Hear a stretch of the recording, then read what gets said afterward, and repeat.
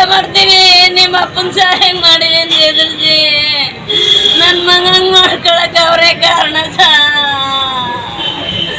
ನಮಗ್ ನ್ಯಾಯ ಕೊಡಿಸ್ಕೊಡಿ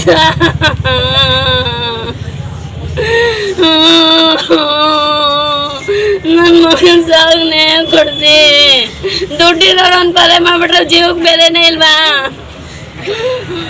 ಈಗ ಹುಡುಗನ ಸತ್ತೋಗೋದು, ಈಗ ಅವನ್ನ ಅಟ್ಲೀಸ್ಟ್ ಟ್ರೀಟ್ಮೆಂಟ್ ಕೊಡಿಸ್ಬೇಕು. ಅದಕ್ಕೆ ಏನಾಗಬೇಕು ಅದನ್ನ ಮಾಡಿರಿ ಫಸ್ಟು.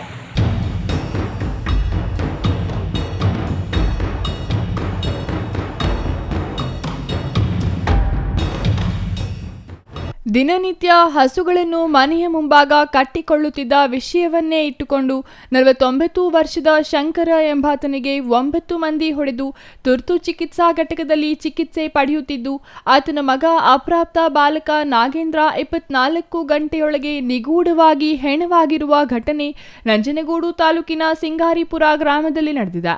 ಅಪ್ಪನನ್ನು ಸಾಯುವ ಹಾಗೆ ಹೊಡೆದಿದ್ದೇವೆ, ನೀನು ಇರೋ ಬದಲು ಸಾಯುವುದೇ ಮೇಲು ಎಂದು ಹಲವು ಕಿಡಿಗೇಡಿಗಳು ಪ್ರಚೋದಿಸಿದ್ದಾರೆ.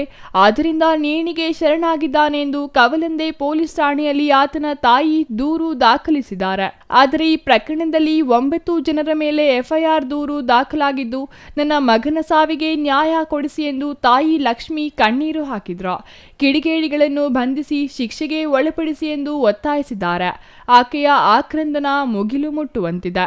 ಬೆಳಗ್ಗೆ ಗಲಾಟೆ ಆಗಿತ್ತು ಸರ್. ಹಸುಕಟ್ಟೆ ವಿಷಯಕ್ಕ ನಮ್ಮ ಯಜಮಾನ್ರಿಗೆ ಅವ್ರಿಗೆ ಇಷ್ಟ ಬಂದಾಗ ದೊಣ್ಣೆಲಿ ಕೈಯಲ್ಲಿ ಎಲ್ಲ ಇಷ್ಟ ಬಂದಾಗ ಹೊಡೆದು ಮೇಜರ್ ಗಾಯಗಳಾಗಿತ್ತು. ನಾ ಕರ್ಕೊಂಡು ಮೈಸೂರು ಆಸ್ಪತ್ರೆಗೆ ಹೊಟ್ಟದೆ.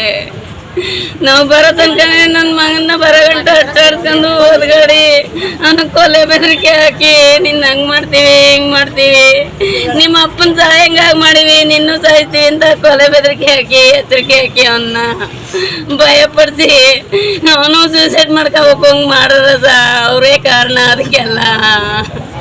ಕರಿಗೌಡ್ರ ಮಕ್ಳು ಸರ್ ಅವರೆಲ್ಲ, ಕರಿಗೌಡ್ರ ಮಕ್ಳು ಮತ್ತೆ ಮೊಮ್ಮಕ್ಳು 9 ಜನ ಸರ್.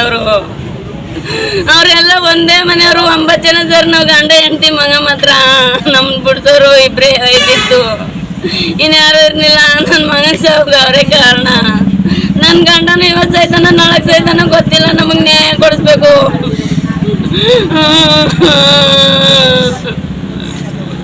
ಕೋಣಿಗೌಡ್ರ ಮಕ್ಕಳು ಶಂಕರ ಮತ್ತೆ ಮಾದೇವು ಜಗಳಕ್ಕ ಬಂದು ನನ್ನ ಮಗನ ನನ್ನ ಗಂಡನಿಗೆ ಇಷ್ಟ ಬಂದಾಗ ಹೊಡೆದಾರ ಸರ್. ನಮ್ಮ ಹತ್ರ ಓಟಗಳ ರೈಸ್ಗಳೇ, ನಮಗ್ ನ್ಯಾಯ ಕೊಡಿಸ್ಕೊಡಿ ಸರ್.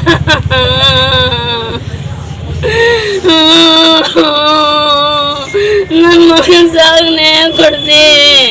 ದುಡ್ಡಿರೋರು ಒಂದು ಕೊಲೆ ಮಾಡ್ಬಿಟ್ರೆ ಜೀವಕ್ಕೆ ಬೆಲೆನೇ ಇಲ್ವಾ?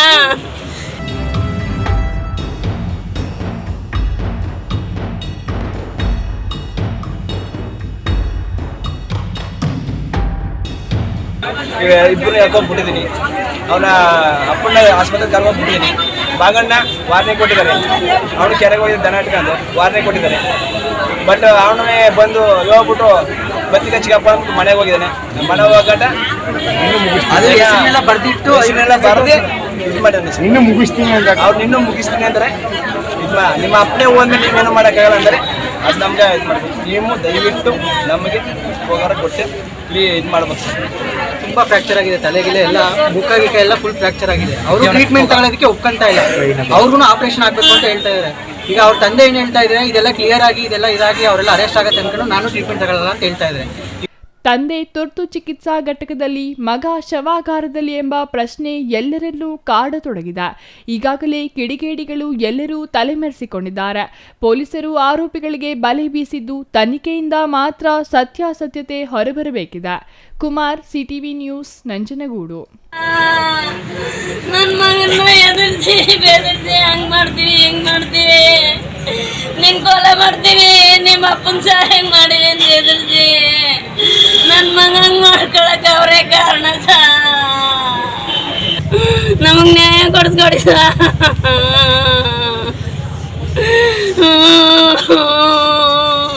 ನನ್ನ ಮಗನ ಸಾಗ ನ್ಯಾಯ ಕೊಡಿಸಿ. ದುಡ್ಡಿರೋರು ಒಂದು ಕೊಲೆ ಮಾಡ್ಬಿಟ್ರೆ ಜೀವಕ್ಕೆ ಬೆಲೆನೇ ಇಲ್ವಾ? ಈಗ ಹುಡುಗನ ಸತ್ತೋಗೋದು, ಈಗ ಅವನ್ನ ಅಟ್ಲೀಸ್ಟ್ ಟ್ರೀಟ್ಮೆಂಟ್ ಕೊಡಿಸ್ಬೇಕು. ಅದಕ್ಕೆ ಏನಾಗಬೇಕು ಅದನ್ನ ಮಾಡಿರಿ ಫಸ್ಟು.